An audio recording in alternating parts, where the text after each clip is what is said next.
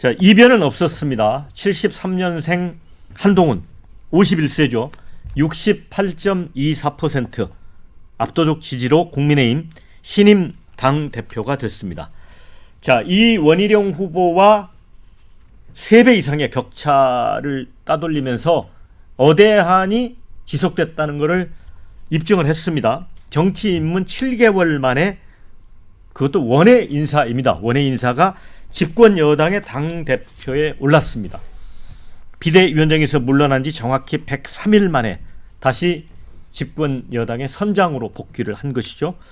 김건희 여사의 문자 익십 논란, 또 윤 대통령과의 불화설, 또 지난해 전당대회와 달리 당심에서조차 윤심이 전혀 힘을 쓰지 못했다. 현재 권력보다 미래 권력을 선택한 거 아니냐. 이렇게 분석이 나오고 있고요. 또 총선 패배 책임론, 배신의 정치 공세, 패스트트랙 공소 취소 폭로 등으로 불거진 일각의 자질 논란에도 이 보수층은 결국 비윤계인 한동훈 당대표 선출로 분명하게 변화를 택했다. 이렇게 분석을 합니다. 새 지도부도 구성이 완료됐죠. 장동혁, 김재원, 이뇨한, 김민전 최고위원, 진종호 청년 최고위원. 자, 선출직 최고위원 5명 가운데 이른바 친윤계가 3명, 친한계 2명 이렇게 지도부에 합류하면서 이준석 사례가 많이 나왔습니다만은 최소한 당권 방어막을 구축했다. 이런 평이 나옵니다. 서 변호사님, 좀 예상과는 조금 차이가 있었던 것 같은 생각이 드는데 어떻게 보세요? 저는 이제 상당히 결선 투표까지 갈 걸로 그러니까. 계속 이제 이야기를 했고요. 저도 이제 좀 스스로 좀 반성을 해야 되지 않을까 성찰을. 아니 갑자기 지금 제가 너무 보수 쪽에 저기 정통 쪽에 이야기를 많이 듣다 보니 대통령실이나 현역 의원들 조금 이게 중도나 더 나아가서 그 진보 쪽의 민심도 좀 성찰해봐야 되겠다. 이렇게 제가 스스로 제가 뭐 평론 자격이 있나 이 생각이 들 정도로 좀 이게 반성하면서 앞으로 이게 공부를 좀 해야 되겠다는 생각이 들고요. 아니 근데 너무 빨리 반성하고 한동훈 개보 쪽으로 가는 거 아닙니까? 아니 개보를 가는 건 아닙니다. 앞으로 이게 뭐 저는 뭐 어차피 윤석열 대통령이 가장 중심이니까 그건 아닌데 제가 이제 그 민심을 특히 그 국민의 민심을 잘못 읽은 거에 대해서 이제 그 반성한다는 뜻이고요. 아마 당원들은 이제 그 변화, 안정보다는 대통령실하고 이제 화합보다는 좀 이게 변화와 그다음에 이거 세대 교체 흐름 이런 게 노는 것 같습니다. 아무래도 이게 그 나경원, 원희룡 후보, 윤석열 후보 지금 모선이고 이게 상당히 경력이 있는데 이번에 워낙 어떻게 보면 이게 초선도 아니잖아요. 당 대표를 했기 때문에 앞으로 이게 저는 세대 교체 흐름이 상당히 커질 것이다. 뭐 이런 예상이 됩니다. 예.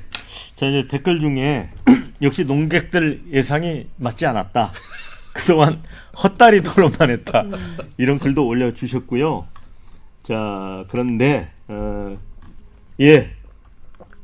서 변호사 좀 반성 좀 많이 하세요. 글도 올라왔습니다. 장윤석 기자님은 어떻게 보시죠? 이 정도 되면 서 변호사님 저한테 커피 한 잔 사셔야 됩니다. 저 지난주 방송 틀어드리고 싶어요. 네, 지난주에 제가 분명히 예상하지 않았습니까? 한동훈 캠프에서 65% 예상을 한다. 근데 원희룡 후보 캠프 취재해 보면 아니라는 거예요. 반드시 결성한다. 서 변호사님하고 똑같은 얘기를 원희룡 캠프에서 하던데 결국 이변은 없었다라는 것이고요. 저는 이 대목에서 윤석열 대통령, 윤석열 정부가 반성해야 될 대목은 원희룡 후보의 득표율입니다. 18.85%예요. 이것은 무슨 의미냐면 전체적으로 국민들이 국정 지지도에서 갤럽 조사 29% 수준, 30%를 못 넘은 지 오래됐습니다. 지난 4월 총선 이후 단 한 번도 30%를 돌파하지 못했어요. 그런 윤석열 대통령의 지지율보다 국민의힘 당원들은 더 혹독한, 가혹한 점수를 주고 있다. 누구에게? 원희룡 후보에게. 그러니까 지금부터는 국정 운영의 기조를 바꾸셔야 합니다. 그리고 지금 3명이 다 합쳐도 한동훈 후보 안 되거든요. 그러니까 단순하게 세대 교체로만 보는 것이 아니라 그동안 했던 윤석열 정부에서 그릇된 정책들에 대한 아주 거칠고 커다란 변화의 돌풍을 맞이하지 않으면 안 된다라는 말씀을 좀 드리고 싶고요. 덧붙여서 저는 지금 구도가 미래 세대 대 기득권 이렇게 해서 사실 야권에 대한 경종을 울리는 보수 언론의 분석 보도가 굉장히 많이 있던데 민주당이 고인물 평가를 받기 시작하면 굉장히 어려워질 수 있다. 그래서 민주당도 자각할 필요가 있다. 이런 말씀 드립니다. 네, 자 지금 댓글 중에 하나 서 변호사님 관련된 게 올라와서 짧게 답변하세요. 어젯밤에 소주 10병 깠다는 소문이 사실인가요? 술 안 드시는데. 저 당뇨가 심해서요. 2주째 술을 끊고 있습니다. 이게 비유적 표현 같습니다. 예, 댓글 2주째 올리신 끊고 분이. 있어요. 쓰린 마음을. 자, 호준석 대변인, 우리 장 기자님이 그런 얘기 해주셨어요. 이제 결국 국민의힘 당원이 변화를 선택했잖아요. 네. 자, 그래서 민주당이 고인물처럼 비춰지면 안 된다라고 얘기를 했거든요. 제가 이제 서 변호사님 옆에서 이런 얘기를 하는 건 좀 죄송하긴 한데 저는 알았습니다. 네. 저는 확신했습니다. 왜냐하면 그동안 이제 선거가 치러지고 있었기 때문에 제가 방송에서 얘기 못했지만 예. 지역에서 만나는 저희 당 지지자들, 예. 지지하시는 국민들이 실제 체감은 60보다 더 높아요. 10중 8구는 한동훈이 돼야 된다고 생각하시는 거예요. 특히 이제 연세가 많으신 분들이 더 오히려 그렇습니다. 그리고 그렇게 변하지가 않아요. 문자 논란 나오고 해도 조금도 흔들리지 않더라고요. 근데 저는 여기서 이제 간과하지 말아야 되는 또는 사람들이 약간 오인하는 부분이 그분들이 비윤이나 반윤이 아니라는 사실입니다. 그 한동훈 지지하는 그 지지자들이 윤 대통령에 대해서 여전히 지지와 애정을 갖고 있고요. 탄핵에 대해서는 굉장한 그 반감과 우려를 갖고 있는 분들이에요. 근데 그분들이 왜 그러면 한동훈을 지지하느냐? 원희룡 후보가 주장했던 것처럼 특검이나 이런 얘기를 하면은 그것이 대통령과 각을 세우는 것이다. 탄핵으로 가는 길이다. 여기에 동의를 하지 않으신다는 얘기입니다. 오히려 지금 같은 과거와 같은 당정 관계를 그대로 가지고 가면은 대통령에게도 위험하다라는 전략적인 판단을 하는 거죠. 그래서 때로는 당이 정부를 또는 대통령실을 견인하기도 하고 또 견제하기도 하고 이렇게 해서 균형을 맞춰줘야 대통령이 잘못하시는 부분이 있더라도 그게 바로 잡아지고 결국은 윤석열 정부가 성공하는 길이다라고 판단을 하시는 겁니다. 저는 굉장히 지혜롭고 전략적이라고 생각을 했거든요. 그래서 어제 저는 한동훈 대표가 되자마자 대통령에게 전화를 드려서 통화한 거 이런 부분들이 저희 당 지지자들 또 더 나아가서는 모든 국민들을 안심시키는 그런 장면이었다고 생각하고요. 두 사람이 워낙 잘 아는 관계입니다. 또 워낙 많이 겪어왔던 관계고 그래서 많은 분들이 우려하시는 것처럼 충돌하거나 아니면 갈라서거나 그런 일은 오히려 다른 당대표들보다 더 가능성이 저는 낮다라고 생각합니다.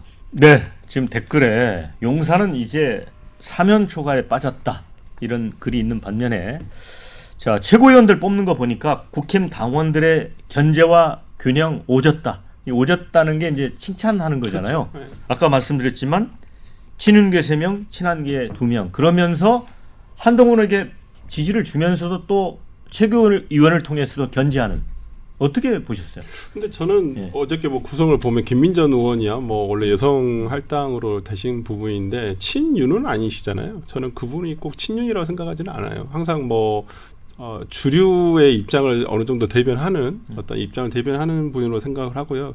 굳이 친윤이라고 따지면 인유한 의원이 일단 친윤에 가깝긴 한데 그분이 어떤 본인의 어떤 정치적 색깔을 막 이렇게 각을 세우면서 지도부가 각을 세우면서 내세울 분은 아니라고 보여요. 그 다음에 가장 뭐 우려가 큰 뭐 김재원 의원도 위원도 지금 뭐 친윤으로 분류가 된다. 저는 친윤으로 보지는 않거든요. 네. 김재원 위원은 정말 희한하게도 이준석 대표 때도 최고위원이었고, 그다음 김기현 대표 때도 최고위원이었고, 그다음에 이번에 한동훈 위원장 대표 때도 최고위원이에요. 근데 누가 친윤이에요? 친윤은 아니에요. 제가 봤을 때 그분 친윤은 아니고 어찌 보면 좀 정치를 잘하신다. 어찌 보면 최고위원 선거를 정말 잘하신다라고 생각을 하는데 그런 면에서라면 뭐 이 조화를 잘 이뤘다라기보다는 저는 한동훈 체제에 힘을 실어줬다고 봐요. 그 다음에 어저께 솔직히 여성할당제가 아니었으면 박정훈 후보가 충분히 됐을 순이었거든요. 그렇기 때문에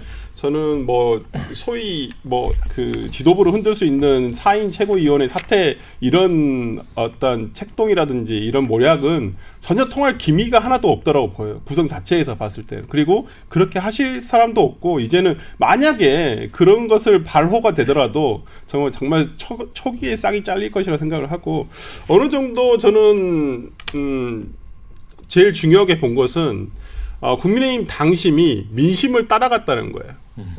기존에 나왔던 여론조사와 거의 유사하게 일치하게끔 나왔어요. 근데 그것이 당심에서도 어제 한동훈 후보가 득표율도 비슷하게 나왔고요. 그 다음에 여론조사도 예. 비슷하게 나왔어요. 1% 차이밖에 예. 안 났죠. 그러니까 민심과 당심이 이제 거의 일치화돼가고 있다고 보여요. 다만 용심이 일치화가 안 되고 있어요.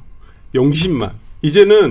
이제부터는 저는 굉장히 분기점을 이제는 지나간다고 생각하는데 가장 중요한 건 뭐냐면 이제까지는 대통령실이 위주가 돼서 어떤 국민의힘 정당과의 관계를 가져갔다면 이제는 국민의힘이 중심이 돼서 이제는 대통령실이 정부가 그 뒷받침을 해줘야 되는 순간이 왔다. 그걸 잘 하느냐 못하느냐에 따라서 뭐 국정 중후반기를 이제 대통령의 평가가 달라지지 않을까 싶습니다.